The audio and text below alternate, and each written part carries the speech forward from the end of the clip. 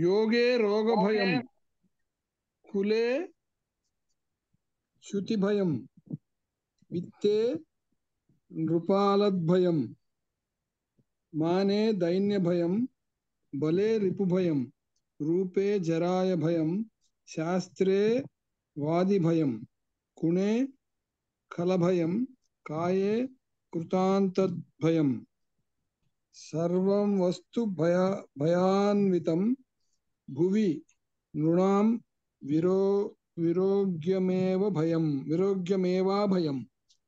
ఇంద్రియ సుఖాలను అనుభవించడానికి రోగం వస్తుందేమో అని భయము, మంచి కులంలో పుట్టిన వాడికి అపకీర్తి ఎక్కడ వచ్చి పడుతుందో అని భయం, ఎక్కువ సంపద ఉంటే రాజు వలన భయం, స్వాభిమానం ఉంటే ఎక్కడ దైన్యంగా ఉంచవలసి వస్తుందో అని భయం, బలం ఉంటే ఎక్కువ శత్రువులు ఎదురవుతారే అనే భయం, సౌందర్యం ఉంటే వృద్ధాప్య భయం, శాస్త్రాలను చదివి ఉంటే ప్రతివాదులు ఓడిస్తారనే భయం, మంచి గుణాలు ఉంటే చెడ్డవాళ్ళు అపప్రచారం చేస్తారేమో అని భయం, శరీరానికి యముని భయం ఉండనే ఉంది. ఇలా ప్రపంచంలో ప్రతిదానికి ఏదో ఒక భయం ఉండనే ఉంది. నిజమైన విరక్తి కలిగినప్పుడు మాత్రమే ఏ భయము ఉండదు. యథాహి కనకం శుద్ధం తాపచ్ఛేదన కర్షణైః పరీక్షేత తథా శిష్యాన్ ఈక్షేత్కుల్క గుణాధిభిః. అంటే అగ్నిలో కాల్చటం, ముక్కలు చేయటం, గీటురాయి మీద రుద్దడంతో బంగారం స్వచ్ఛతను గుర్తించినట్లే కులం, గుణాలు మొదలైన వాటితో శిష్యుడిని పరీక్షించాలి అంటారు. దీనికి ఏంటంటే సంభవత అసంభవతావ వస్తు సంబంధేన గమ్యమానం ప్రతిబింబకరణం నిదర్శన. ఇది సూత్రం అండి. దీంట్లో రెండు రకాలు ఉంటాయి. ఒకటి సంభవంతో ఉండే వస్తు సంబంధం వల్ల, ఇంకోటి అసంభవంగా ఉండేది. ఇప్పుడు నేను చదివేది అసంభవమైన దానికి చదువుతున్నాను.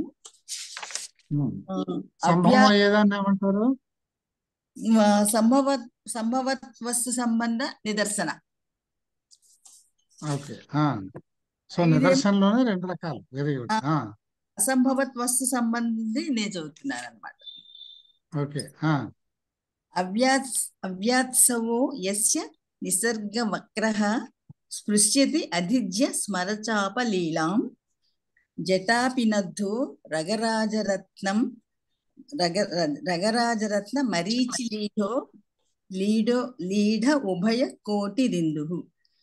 ఇక్కడ ఏంటంటే యాక్చువల్గా శివుడి జటాజూటంలో ఉన్న చంద్రుడు చంద్రవంక మీదకి అదే జటాజూటంలో ఉన్న పాము పడగ మీద ఉన్న మణి యొక్క కాంతి ప్రసరించి ఆ చంద్రుడి యొక్క రెండు కొసలు కలిపి అది ఒక చాపంలాగా ఏర్పడుతోందని చెప్తున్నాడు అనమాట. మన్మధుడి చాపంతో పోల్చాడు వాడు.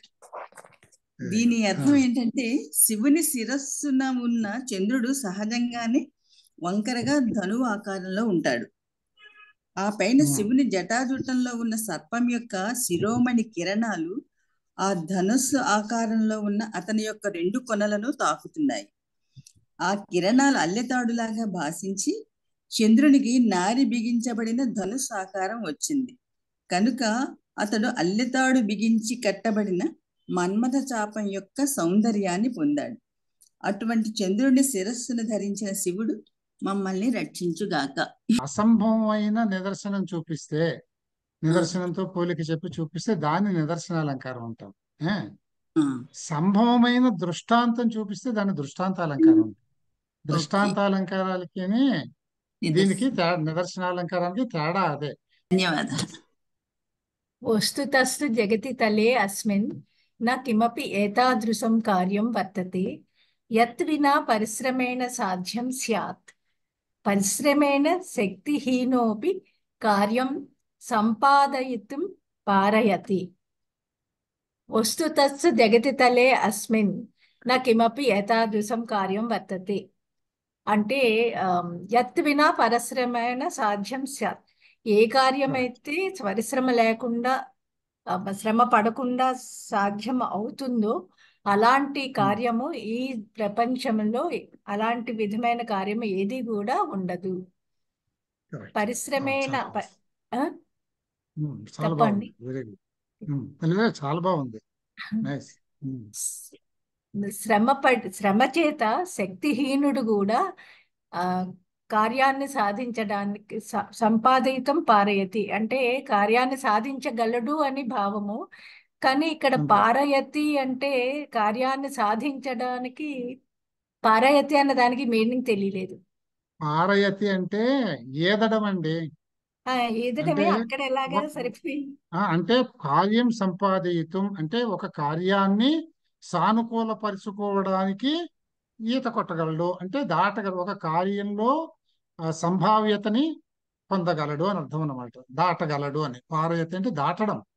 కింతు వినా పరిశ్రమేణ శక్తిశాలి సర్వగుణ సంపన్నోపి మానవః సాఫల్యం అధిగంతుం నైవ శక్నోతి ఏవం పరిశ్రమస్తు కళ్యాణస్య మార్గః. శక్నోతి ఫుల్ స్టాప్ అండి. శక్నోతి ఫుల్ స్టాప్. నైవం శక్నోతి. నైవం శక్నోతి. సాఫల్యం అధిగంతుం నైవ శక్నోతి. కానీ పరిశ్రమ లేకుండా బలవంతుడైనా కూడా సర్వగుణ సంపన్నుడైనా కూడా అయినటువంటి మానవుడు కూడా సాఫల్యాన్ని ఎప్పుడు కూడా పొందలేడు. అంతే. సాధించలేడు. అధిగంతుం అంటే ఇక్కడ ఆయన అధిగమించడం అనేది ఇక్కడ కరెక్టమైన మాట. అధిగంతుం సాఫల్యాన్ని అధిగమించడానికి శక్యము కాదు. కాదు. సాఫల్యాన్ని అధిగమించలేడు అని అర్థం అన్నమాట. అంటే సాఫల్యాన్ని పొందలేడు. Very good. తర్వాత ఏవం పరిశ్రమస్తు కళ్యాణస్య మార్గః ఉన్నతేరాధారః అంతేనా ఉన్నతేరాధారః సుఖస్య సోపానం సోపానం. ఈ విధంగా పరిశ్రమే శుభాలకి మార్గము, ఉన్నతికి ఆధారము. ఉన్నతే ఆధారః అది ఉన్నతే ఆధారః అన్నమాట. అంటే ఉన్నతే ఆధారః అంటే ప్రగతిని పొందటానికి ఆధారమైనది. సుఖాలకి సోపాన మార్గం. సోపానం. కరెక్ట్. పరిశ్రమః జీవనస్య సర్వేషు చ క్షేత్రేషు పరమావశ్యకో అతీవ మహత్వపూర్ణశ్చ.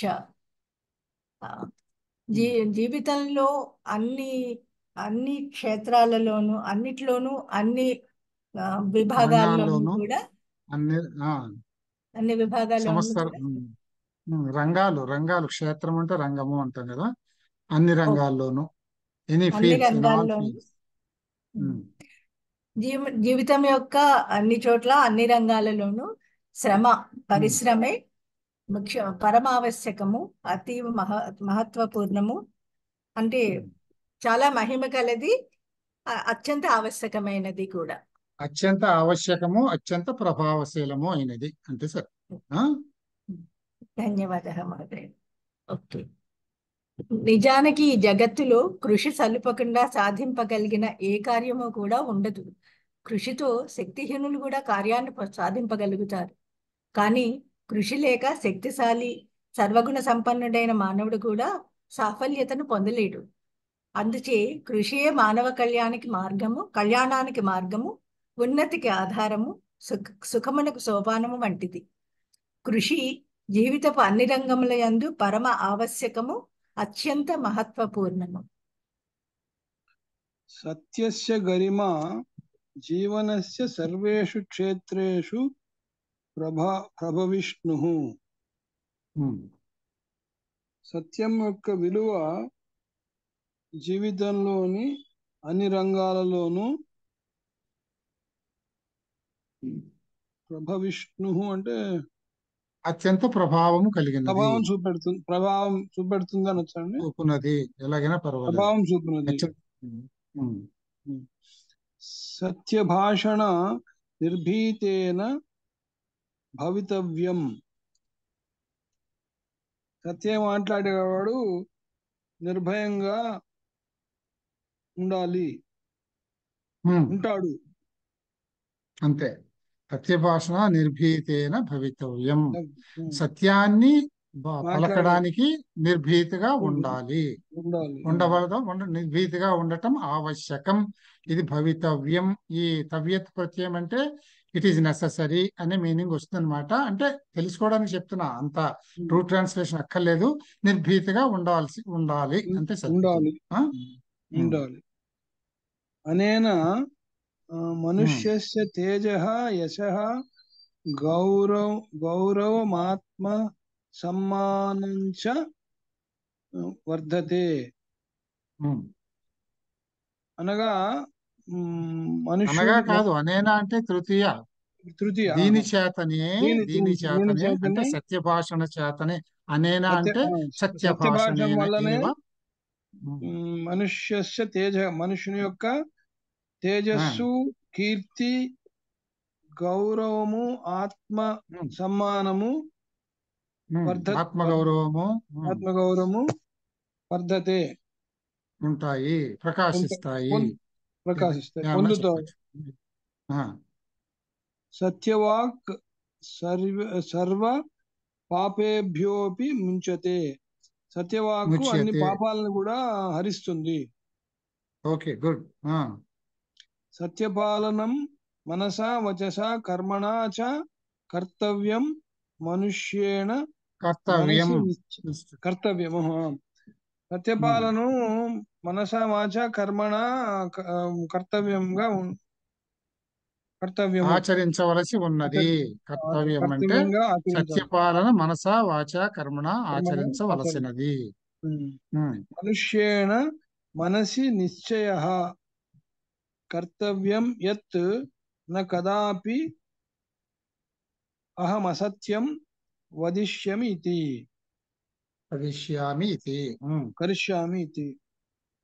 మనుషులు మానసికంగా నిశ్చయించుకోవాలి.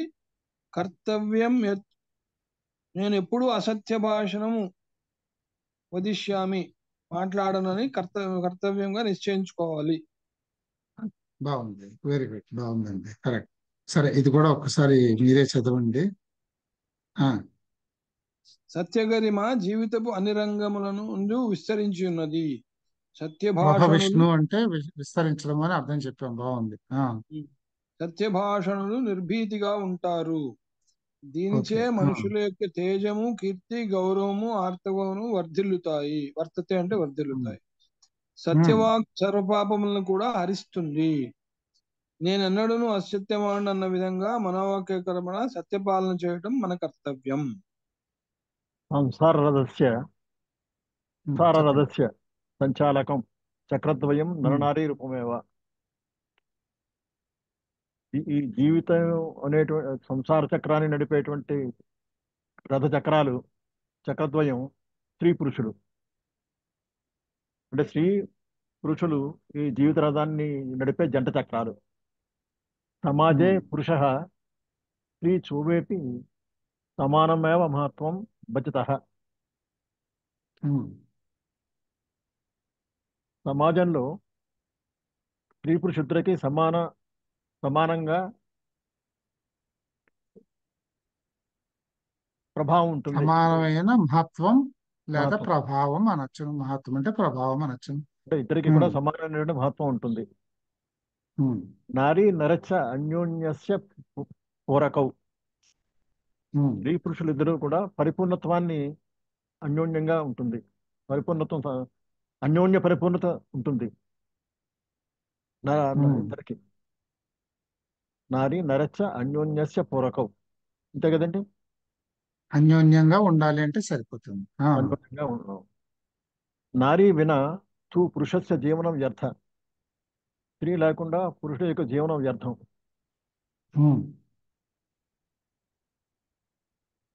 పురుష విన నార్య అపి జీవన అపూర్ణమేవ. అలాగే పురుషుడు లేకుండా స్త్రీ జీవితం కూడా పూర్ణత్వాన్ని సాధించదు, అసంపూర్ణం. బ్రహ్మచారి, వానప్రస్థ, సన్యాసి, సంజ్ఞక త్రయ ఆశ్రమిణో గృహస్థాశ్రమేణ యావ సర్వదా సమాశ్రయంతే.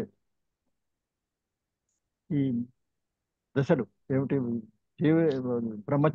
బ్రహ్మచారిత్వం, బ్రహ్మచర్యం, వానప్రస్థం, సన్యాసం, ఈ 3 ఆశ్రమాలు కూడా గృహస్థాశ్రమం మీద ఆశ్రయించి ఉంటాయి, అంటే ఆధారపడి ఉంటాయి. బ్రహ్మచారి వానప్రస్థ సన్యాసి సన్యకాః త్రయః ఆశ్రమినో గృహస్థాశ్రమిణా ఏవ సర్వదా సమాశ్రయంతే. అంటే ఇక్కడ చెప్పుకోవాల్సింది అంటే బ్రహ్మచారి వానప్రస్థ సన్యాసం అనే 3 ఆశ్రమాల్లో ఉన్న వాళ్ళందరూ కూడా గృహస్థాశ్రమ వాసుల మీదనే ఆధారపడి ఉంటారు అని చెప్పడం అన్నమాట. రైట్. క్షమించండి గురుగారు, చిన్న డౌట్. చెప్పండి. నారీ వినాతో పురుషస్య జీవనం వ్యర్థం అన్నారు కదా. అవును. అంటే స్త్రీ లేకుండా పురుషుడి యొక్క జీవనం వ్యర్థం అని. అవును. అది తర్వాత పురుషం వినా అంటే పురుషుడు లేకుండా కూడా నారీ అంటే స్త్రీ యొక్క అంటే అపి అంటే కూడా జీవనం పూర్ణమేవానా? అది అసంపూర్ణమే. జీర్ణం అపూర్ణమేవ, జీవనం అపూర్ణమేవ అంటే జీవనం అపూర్ణమేవ, అది సంధి. జీవనం అపూర్ణం, జీవనం అపూర్ణం. అచ్చా, అది ఓకే. ఆ హలంత దీని అక్కడ ఆ కలిసి జీవన్ మా ఓకే. ఓకే, థాంక్స్ అండి. రైట్. స్త్రీణాం సమ్మానం సర్వశమేవ కర్తవ్యం భవతి. స్త్రీని అందరూ గౌరవించాలి. సర్వేషమేవ, అందరూ గౌరవించాలి. స్త్రీని గౌరవించడమే అందరి కర్తవ్యం. అందరి కర్తవ్యం. సర్వేషాం బహువచన షష్ఠి, అందరి యొక్క కర్తవ్యము. స్త్రీలను గౌరవించటమే అందరికీ కర్తవ్యము అని అర్థం అన్నమాట. బాగుందండి. ఇది కూడా ఒకసారి తెలుగు ప్యాసేజ్ కూడా చదివేయండి. స్త్రీ పురుషులే సంసార రథాన్ని నడిపించే చక్రద్వయం. సమాజంలో స్త్రీ పురుషులిద్దరూ సమానమైన గొప్ప స్థానాన్ని పొందుతారు. స్త్రీ పురుషులు పరస్పరం ఒకరినొకరు పరిపూర్ణపరుచుకుంటారు. స్త్రీ లేక పురుష జీవనం వ్యర్థం. అలాగే పురుషుడు లేని స్త్రీ జీవితం కూడా అసంపూర్ణమే. బ్రహ్మచర్యము, వానప్రస్థము, సన్యాసము అనే 3 ఆశ్రమవాసులు కూడా గృహాశ్రమవాసులనే ఎల్లప్పుడూ ఆశ్రయిస్తారు. స్త్రీలను గౌరవించడం అందరి కర్తవ్యం. సర్వేషాం కర్మణాం మూలభూతం ఆధారం శరీరమేవ. అన్ని కర్మలకు మూలాధారభూతమైనది శరీరమే. అతః అస్య శరీరస్య స్వాస్థ్య సంరక్షణం పరం కర్తవ్యం భవతి. ఆ శరీరంని రక్షించుకోవడం, స్వాస్థ్యం అంటే ఆరోగ్యంగా ఉంచుకోవడం, సంరక్షించుకోవడం మన గొప్ప కర్తవ్యం. వినా శరీర సహయోగేన నా కించిదపి కార్యం సంభవం. శరీరం సహకారం లేకుండా ఏ కార్యము కూడా సంభవము కాదు, నా సంభవం. శరీరస్య స్వాస్థ్యం నామ మానసిక స్వాస్థ్యమపి తత్రాంతర్భవతి. శరీర ఆరోగ్యం అంటే మానసిక ఆరోగ్యం అనొచ్చా? మానసిక ఆరోగ్యం అపి కూడా తత్రాంతర్భవతి. మానసిక ఆరోగ్యం కూడా అందులో అంతర్భవించి ఉంటుంది. ఎందుకంటే స్వాస్థ్యము అనేది మనం 2 విధాలుగాను చెప్తాం కదా. మనం ఒకటి శరీర స్వాస్థ్యం, రెండోది మానసిక స్వాస్థ్యం. అంటే స్వాస్థ్యం అనే వాడితే సరిపోతుందా? అంచేత శరీరస్య స్వాస్థ్యం అంటే శరీరము మీన్స్ శరీరము ప్లస్ మనస్సు రెండు అంతర్భవించి ఉంటాయి. అదే శరీర ఆరోగ్యంలో మానసిక ఆరోగ్యం కూడా అంతర్భవించి ఉంటుంది. మనః ఏవ బాహుళ్యేన శరీర స్వాస్థ్యం నియంత్రయతి. మనః ఏవ మనస్సే శరీర స్వాస్థ్యమును నియంత్రిస్తుంది. శరీరేణ బాహుళ్యేన ముఖ్యంగా మనస్సే శరీరపు ఆరోగ్యాన్ని స్వాస్థ్యాన్ని ఎక్కువగా ముఖ్యంగా నియంత్రిస్తూ ఉంటుంది. శరీరేణ ధర్మపాలనం తేన మోక్ష సిద్ధి అపి భవతి. శరీరేణ ధర్మపాలనం తేన మోక్ష సిద్ధిరపి భవతి. యాక్చువల్గా ధర్మపాలనం తర్వాత ఒక కామా పెట్టుకుంటే బాగుంటుంది. ఓకే ఓకే అర్థమైంది. అంటే శరీరంతో ధర్మపాలనము, దానితో మోక్ష సిద్ధి కూడా కలుగుతాయి. దానితో అంటే ధర్మపాలనము చేత, తృతీయాలు శరీరేణ, శరీరము చేతనే ధర్మపాలనము, దాని చేతనే తేన అంటే దాని చేతనే ధర్మపాలనము చేతనే మోక్ష సిద్ధి అపిభవతి, మోక్ష సిద్ధి అనేది కూడా కలుగుతుంది అని చెప్పారు. మిగతా అమౌంట్ బాగుంటుంది. ఓకే. అన్ని కర్మలకు మూలభూతమైనది శరీరమే. అందువలన ఈ శరీర స్వాస్థ్య సంరక్షణ ప్రధాన కర్తవ్యం. శరీరంతో కూడి ఉండకపోతే ఏ కార్యము కూడా సంభవము కాదు.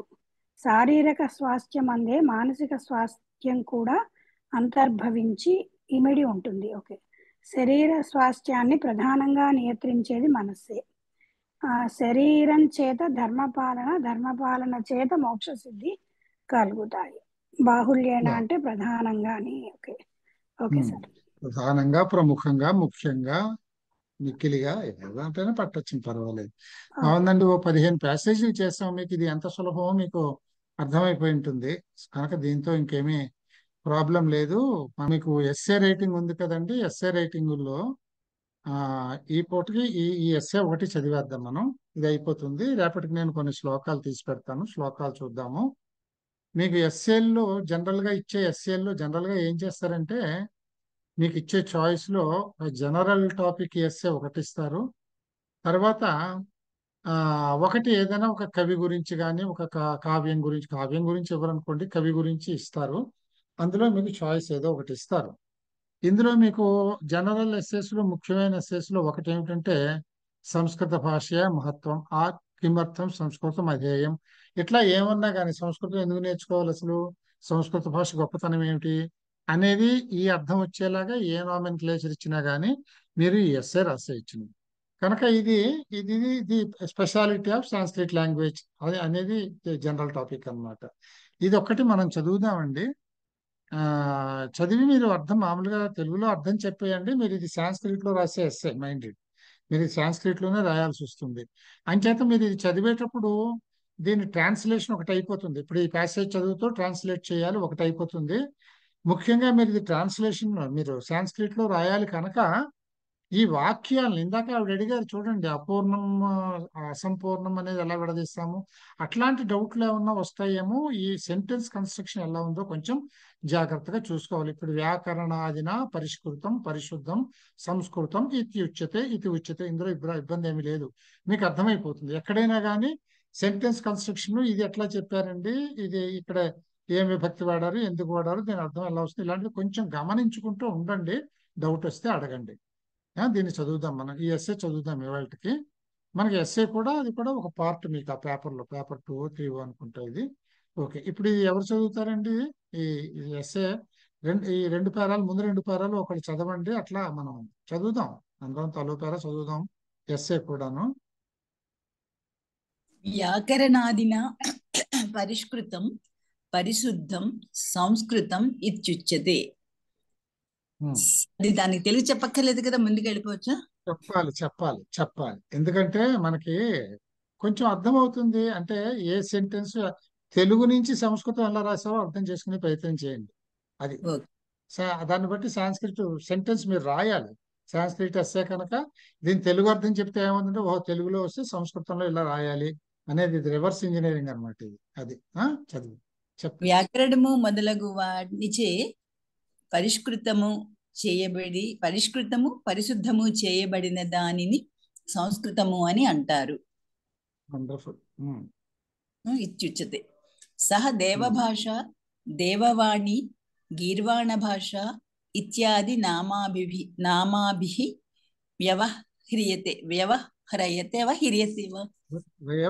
హృయతే అన్నమాట. కానీ మనం పలికేటప్పుడు అరు అని పలకం, వ్యవహ్రియతే అని పలకడం బాగుంటుంది. ఉచ్చారణ కరెక్ట్. అది వ్యవహ్రియతే, వ్యవహరించబడుతున్నది అని అర్థం అన్నమాట. ఒక చిన్న డౌట్ ఇక్కడ, భాష అన్నప్పుడు అది స్త్రీలింగం కదండి? అవును. అప్పుడు సహా ఉంటుందా, సా ఉంటుందా? అక్కడ కాదు, సహా అంటే ఇక్కడ సంస్కృతం, సంస్కృతానికి ఇది ప్రణవం ఇది కదా. సహా ఆ సంస్కృతము ఇక్కడ వ్యాకరణము మొదలైన వాటి చేత పరిష్కరింపబడి పరిశుద్ధం చేయబడినది సంస్కృతము అంటారు. ఆ సంస్కృతము సహా అంటే అర్థం అది.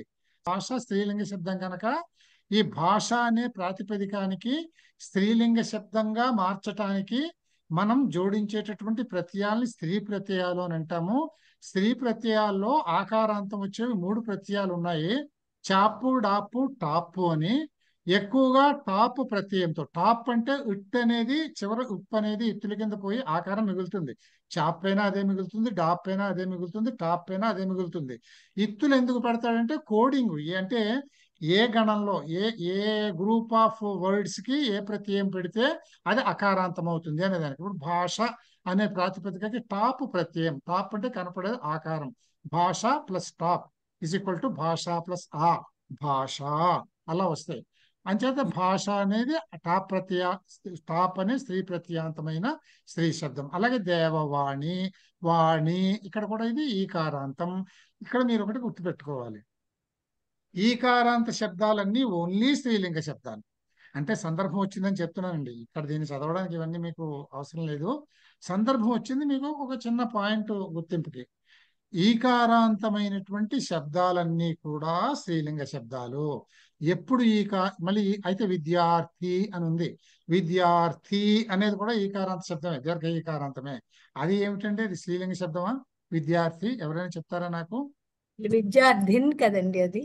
విద్యార్థి స్త్రీలింగం కాదు, పుల్లింగమే. విద్యార్థి ఎందుకు మరి అప్పుడు నేను ఈకారాంత శబ్దాలన్నీ కూడా స్త్రీలింగ శబ్దాలు అని ఒకటి చెప్పాను కదా. ఇది మనకి గ్రామర్ లో ఉన్నది, వ్యాకరణంలో ఉన్నమాట, నేను చెప్పేది కాదు. ఈకారాంత శబ్దాలన్నీ కూడా స్త్రీలింగ శబ్దాలు. ఇది ఎప్పుడు వర్తిస్తుంది? మరి విద్యార్థిలో అవలేదు కదా అని అంటే, ఈకారాంతం అజంతమైతే, అంటే అచ్చు అంతమైతే, అంటే ఈకారం అత్యంతమైతేనే ఈకారం దీర్ఘ ఈకారాంత శబ్దం స్త్రీలింగం అవుతుంది. హలంత శబ్దం అయితే స్త్రీలింగ శబ్దం కావాలని లేదు. విద్యార్థిన్ అనేది అక్కడ ప్రాతిపదికం, విద్యార్థిన్ అంటే నకారాంతం, అంటే హలంత శబ్దం. హలంత శబ్దం అది విద్యార్థిన్ అనే దానికి విద్యార్థి అని వచ్చింది కనుక, అంటే విద్యార్థి, విద్యార్థి నౌ, విద్యార్థి నహ అని వస్తాయి అక్కడ ఫారమ్స్. ఇక్కడ ఈ విద్యార్థి అనేది పుల్లింగ శబ్దం, ఎందుకంటే అది హలంత శబ్దం. ఈకారాంత అజంత ఈకారాంత శబ్దం కాదు. అజంత ఈకారాంత శబ్దాలన్నీ కూడా స్త్రీలింగ శబ్దాలు అవుతాయి. ఇది గుర్తుపెట్టుకోవాలన్నమాట. ఈ రకంగా అంటే సందర్భం వచ్చింది కనుక ఒక విషయం తెలుసుకున్నాం. బాగా చెప్పారు శకుంతల గారు, మీరు చెప్పింది విషయం అదనమాట. హలంత శబ్దం అది మీ ఉద్దేశం, అది కరెక్ట్ అన్నమాట. హలంత శబ్దంలో ఈకారాంతమైనప్పుడు that need not be essentially a feminine gender word. దేవభాష, దేవని, గీర్వాణ భాష మొదలగు నామాలతో వ్యవహరింపబడుతోంది. కరెక్ట్. ఇయం భాష వికృతం ఆపన్న ప్రాకృత భాష ఇది వ్యవహృత. ఈ భాష వికృత రూపాన్ని పొంది, అంటే వేరు రూపాన్ని పొంది ప్రాకృత భాష అని వ్యవహరింపబడింది. ఇదేంటిది వ్యవహృత అంటే వ్యవహరింపబడుతుంది, వ్యవహరింపబడుతున్నది. అంటే ఇక్కడ వ్యవహరిత అని ఎందుకు అన్నాడంటే, భాష, ఇయం భాష వ్యవహరిత. ఇక్కడ భాష అనే స్త్రీలింగ శబ్దం కనుక ఇక్కడ వ్యవహరిత అన్నాడు. ఇక్కడ పుల్లింగ శబ్దం ఉంటే వ్యవహృత అనొచ్చు, లేదు ఆత్మనేపది చేయాలంటే వ్యవహరియతే అని అనొచ్చును. అనేది వెర్బు కాదు, అది క్తాంత శబ్దం, అది క్తాంత శబ్దం. అయితే ఏమిటంటే ఇక్కడ వ్యవహరిత అనేది క్రియాస్థానంలో వాడినటువంటి ప్రయోగము అన్నమాట. అందుకని వ్యవహరిత అంటే క్తాంత శబ్దం. ఇది స్త్రీలింగం కనుక, పుల్లింగం అయితే వ్యవహరిత అని వస్తుంది. అది చెప్పండి. రైట్. సహ భాష భారతీయానాం ప్రాణరూపిణి సత్య ప్రదర్శిని ఆచార విచార ప్రవర్తిని కర్తవ్య బోధిని ఐహిక ఆముష్మిక ఫల సంపాదని చ.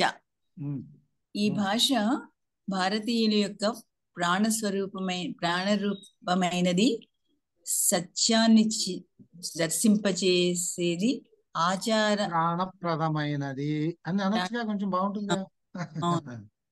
సత్యదర్శి భారతీయులకు ప్రాణప్రదమైనది, సత్యదర్శిని, సత్యాన్ని చూపించేది, సత్య మార్గాన్ని, ఓకే. ఆచార విచార ప్రవృత్తిని, ఆచార వ్యవహారాల్ని చెప్పేది, ఆచార విచార కాదు, ఆచార వ్యవహారాల ప్రకారం ప్రవర్తింప చేసేది ఎట్లాగైనా. కర్తవ్య బోధిని, కర్తవ్యాన్ని బోధించేది, ఐహికము ఆముష్మిక ఫల సంపాదని, అంటే ఐహికము ఆముష్మికము అంటే ఇహ పరలోకాల ఫలాన్ని సంపాదింప చేసేది అవుతుంది. అంటే సంపాదింప చేసేది, ఫుల్ స్టాప్, చాలు. తర్వాత బహూనాం భాషాణామియం జననీ పండితాః విశ్వసంతి. బహూనాం భాషాణం అంటే అనేక భాషలకి ఇయం ఈ సంస్కృతము జననీ తల్లి వంటిది అని పండితాః విశ్వసంతి, పండితులు నమ్ముతున్నారు, విశ్వసిస్తున్నారు. తల్లి వంటిది లేదండి, తల్లే. వాణ్యేక సమలం కరోతి పురుషం యా సంస్కృతాధార్యతే అని అది శ్లోకం ఉంది. ఇది భర్తృహరిణ ప్రోక్తం. సమలం కరోతి అంటే బాగుగా అలంకరింపబడిన మాటే సమలం కరోతి పురుషం, పురుషుని యొక్క కాదుగా, తప్పు చెప్తున్నాను. ఆభరణం సంస్కృతం మీద ఆధారపడి ఉంది. పురుషుని ఏదైతే అలంకరిస్తుందో ఆ భాష సంస్కృతం మీద ఆధారపడి ఉంది అని అనుకుంటున్నా. సంస్కృతం మీద ఆధారపడిన వాచకమే, వాణియే పురుషుణ్ణి అలంకరింపజేస్తుంది, కానీ అలంకారాలు కాదు అని ఆ శ్లోకం ఉంటుంది అనమాట. అది సరే, ఇది ఎలాగో మనం అలా మొత్తం శ్లోకం వస్తే అర్థం వచ్చేస్తుంది మీకు. ఇది సంస్కృతం వల్ల ఇది చిన్నప్పుడు వచ్చేది కదండి, రేడియోలో వచ్చేది ఇదేనా? ఇది సంస్కృతం వల్ల స్టాండర్డ్ ట్యూన్ ఇది. సమలంకరోతి పురుషం యా సంస్కృతాధార్యతే, ఇట్లా నడుస్తుంది అది. అంటే ఇది ప్రతిదీ కూడా అన్ని శ్లోకాలు సంస్కృతంలో ఇదేమిటో తెలుసా మీకు? దీని ఛందస్సు ఇది శార్దూల పద్యం. ఇది శార్దూలాలన్నీ ఈ మీటర్లో ఉంటాయన్నమాట. ఇక ఏదైనా ఇందులోకే వస్తుంది మీకు. ఏం తీసుకున్నా గానీ ఈ సరస్వతీదేవి మీద ప్రార్థన చాలా ఉంటాయి శార్దూల పద్యాలు. అవన్నీ కూడా ఇవన్నీ నా నా నా నా నా నా నా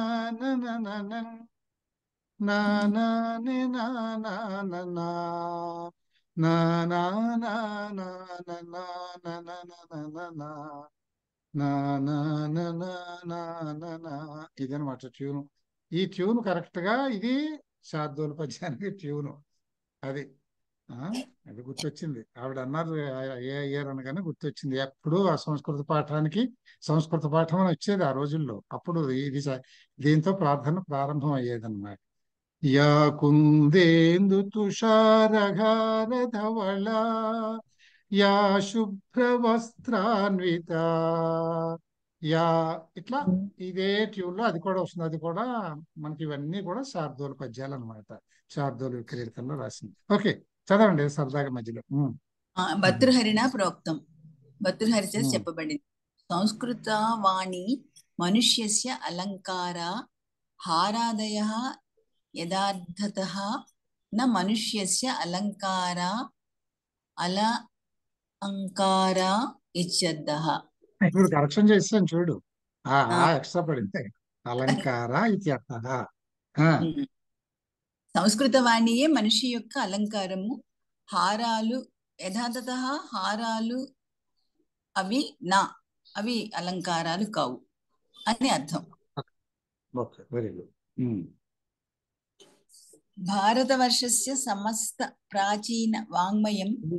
ఈ ఒక్క పేరా చదివి ఆపేద్దాంలేండి, ఎక్కువైపోతుంది టైము. ఈ పేరా చదివేసి ఇక్కడికి ఆపేసి మిగతా రేపు కంటిన్యూ చేద్దామే. ఎస్.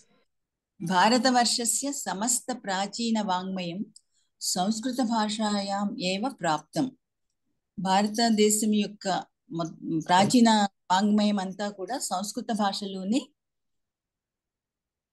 పొందుపరచబడింది, పొందబడింది, లభిస్తున్నది, లభ్యమవుతుంది.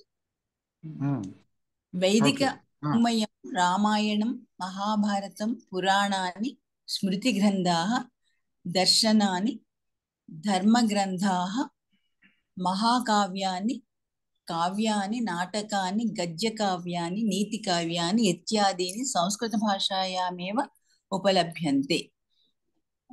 మహాభారతము, పురాణాలు, స్మృతి గ్రంథాలు, దర్శనాలు, ధర్మ గ్రంథాలు, మహాకావ్యాలు, కావ్యాలు, నాటకాలు, గద్య కావ్యాలు, నీతి కావ్యాలు ఈ మొదలైనవన్నీ కూడా సంస్కృత భాషలోనే లభ్యమవుతున్నాయి. జైనాది నాస్తిక దర్శనాన్ని, షడంగాని, గణితం, జ్యోతిష్యం, ఆచార శాస్త్రం, ఆయుర్వేద, ధనుర్వేద, అర్థశాస్త్రం, రాజనీతి శాస్త్రం, ఛందః శాస్త్రం ఇత్యాది సంస్కృత భాషాయాః గౌరవం వర్ధయంతే. ఈ మొదలైనవన్నీ అంటే బౌద్ధ